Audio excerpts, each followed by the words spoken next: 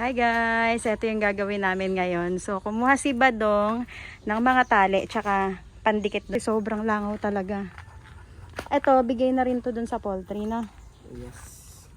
Humingi si Badong kasi medyo nakakairita talaga. Ay, meron pala dito. Yan, ganyan yung gagawin. Siya ng tali pag ganon. Tapos, maglalawit siya dito ng ganyan. Hindi ba yung tatama sa aso, Dong? Hindi pa.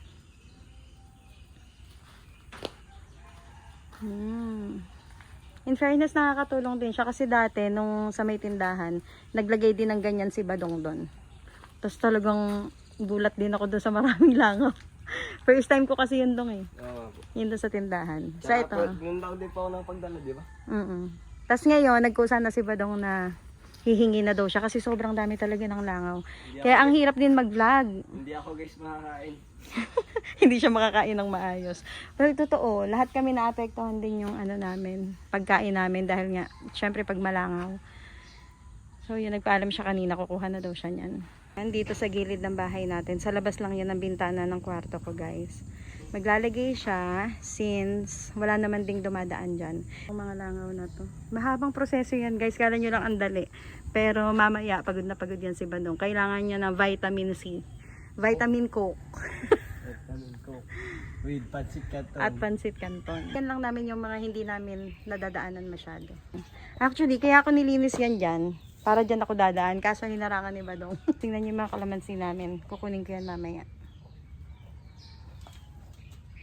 Ang lalaki oh.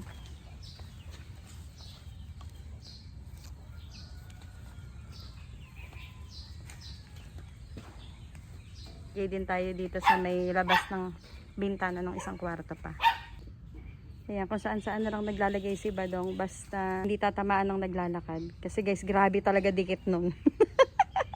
Kami yung nag-ano, kami yung nagre-remind. Tapos kami rin minsan yung nabibiktima. Kami rin yung dumidikit.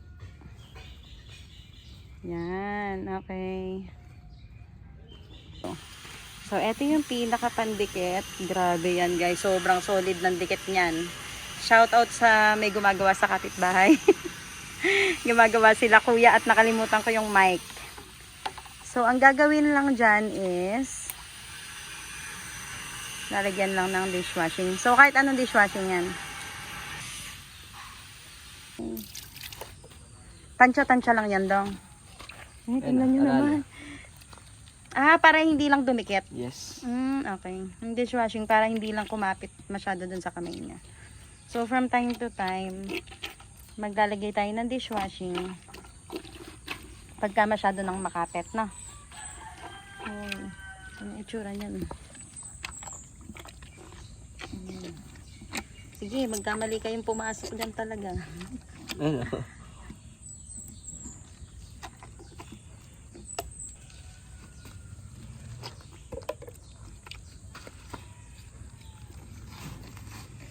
So guys, tayo sisimula na. Dito tayo magsimula. Dadakot lang siya ng ganyan. Grabe kapit oh. Madikit. So dapat konti lang.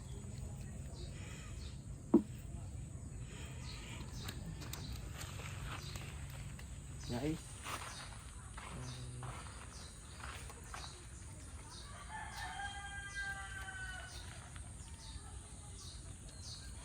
Parang umiiwalay siya. Yan, grabing kapit niyan guys. So ngayon may mga naglalagay na doon o meron na? Nakapaglagay na po. Kasi sabi nila 'di ba mas malangaw dong kapag after harvest tapos naglilinis na daw ng mga kulungan. Yun na yung mas malangaw. Kasi syempre nabubulabog na sila. So yan siya guys. And kaya pala ganito yung tali niyan. Kasi pag napuno na siya ng langaw, pwedeng tanggalin na yun doon tapos palitan na dong. Ano yung ginagawa niya? Pinapalitan? Palit-palit lang. Tsaka sabi ni Badong kanina daw, pati daga. Kasi maglalagay din kami nito mamaya sa mga karton. Ay! Maglalagay din kami sa mga karton para ilalagay naman namin sa mga table, yung mga sa loob ng bahay namin kasi hindi mo kami pwede maglagay ng ganyan. So kahit pala daga, natatrap nun. Yari talaga.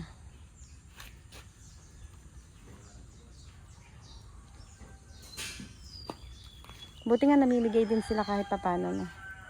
Yan lang din ang isang problema dito sa probinsya. Syempre, kabuhayan din yung may mga poultry, ganyan. So hindi rin naman mapapaalis yun. Syempre may mga permit din. Kaya lang, naapektuhan talaga yung mga nakatira. Lalo na yung may mga business. Ano yung binibili rin nila o ginagawa lang yan? Binibili po. Tutulungan na natin si Badong. Ako maglalagay ng ganitong tali. Yung nakalaylay. Kasi meron siyang hindi nalagyan dito. Habang nagpapahid na siya ng pandikit.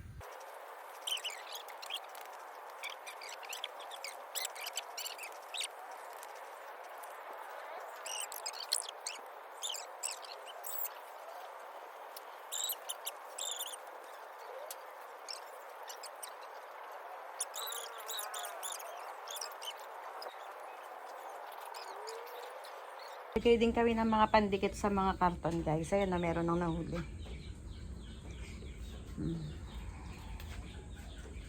Yan pa, ang daming nakalagay doon. Update, guys, sa tinanim nating malunggay. So after a week, ayan na siya. Ginawa namin siyang pabakod dito sa lupa namin. So ito pa yung iba. Lahat sila ay may dahon na. Ganyan. So ito pa yung kasunod. Ang dami ng dahon. Ito pa. Di ba pinutol-putol namin yan? Tapos, tinanim namin dito. So, meron pa kaming dalawa. Ito yung isa wala pa. Pero yung isa, ayan, ito na rin siya. Oh. Ayan. So, exciting to kapag nabuhay na talaga sila. Tapos, ito yung katabi niya. Galing din to dun sa lumang, dun sa una naming pwesto. So, inano lang namin, hinukay lang namin. And tingnan nyo guys, ang dami rin niyang bunga. Yan, ang mga kaligayahan naming magkakapatid, sili. So, yan, hinukay lang namin, tapos pinatanim ko lang dito. So, yan na siya. Hindi na kami mawawala ng sili. Diba? Ayan yung mga malunggay. Oh. Wala pa lang talaga siyang lumalabas na dahon guys, pero meron na ditong ayan oh. Diba? Kasi yun yung iba. Yun yung may mga dahon. So tayo mawawala ng malunggay. Diba? Kapag nagsilakihan to, instant bakod na rin to. Diba? So yan. Okay, now silipin naman natin ngayon yung guys, yung mga nagsusurvive pa nating halaman. Hindi ko na to napapakita sa inyo, pero may ilan-ilan pa naman tayong mga halaman na kinakaya pa ang ulan, init at ulan. So yan sila.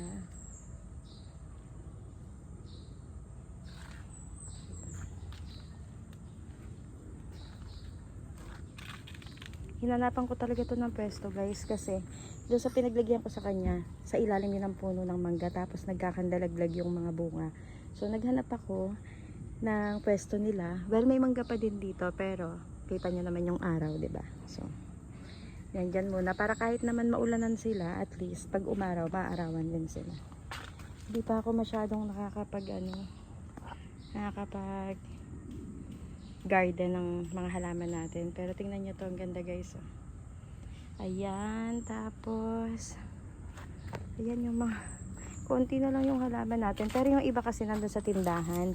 Pag may time ako, pupuntahan ko yun para maanuhan ko, makuhaan ko. Tapos ito, white rose. Ito yata yung bigay sa atin dun sa kanto, kung hindi ako nagkakamali. May mga namatay din, pero expected ko na yan. Pero ang nakakatuwa yung mga nabuhay. May mga nabuhay din. Ayan. Diba? Uy, may mga buko. So yan ang ating mga halaman. Nandito naman yan sa gilid ng kubo natin. Ayan. Yan lang yung kubo. So yan. Tapos dito sa baba, may mga ganito pa. Ayan. Tapos sa harap ng bahay, meron pa naman tayong mga malalaki doon. Ito guys, oh, may nagmamaganda pa dyan. Diba? So, yan. Tapos, ayun, may mga ano pa tayo doon. May mga halaman pa naman tayo doon banda. Ito naman yung sa pinakapagitan namin ng bahay ni Kuya. Naglagay ako dyan ng bougainvillea na nandoon sa dating Gotome Garden. So, tinanim ko siya dyan. Tapos, ayun, may mga cactus. Ayan si Boobsy. Tapos, tignan nyo itong ano natin. Giblet. Nakarekta na yan, guys. Ayan, meron tayong mga ano dyan, kalachuchi kung tawagin ng iba. Tapos may mga tinanim-tanim pa ako, may mga tinusok-tusok pa ako. Tapos dito may tinusok din pala ako dyang santan. Ayan o, nakadyan yan. Pero hindi pa masyadong makikita yan sa ngayon. Tapos doon, tingnan nyo, may mga cactus din ako. Ito naman yung sa gilid ng kubo namin. Ayan, may mga cactus, may fortune. Diba? Ito pa. Nandito pa naman yung mga ibang halaman. Pero syempre, marami pa tayo dun sa kabila.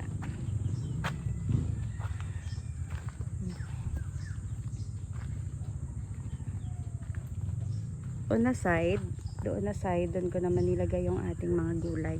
So ayun, palibot din yan dito sa bahay. Kaya pag nag-ikot ako, ubos din yung oras ko talaga sa umaga. So yan, as ito naman yung malunggay, dito ko siya binakod.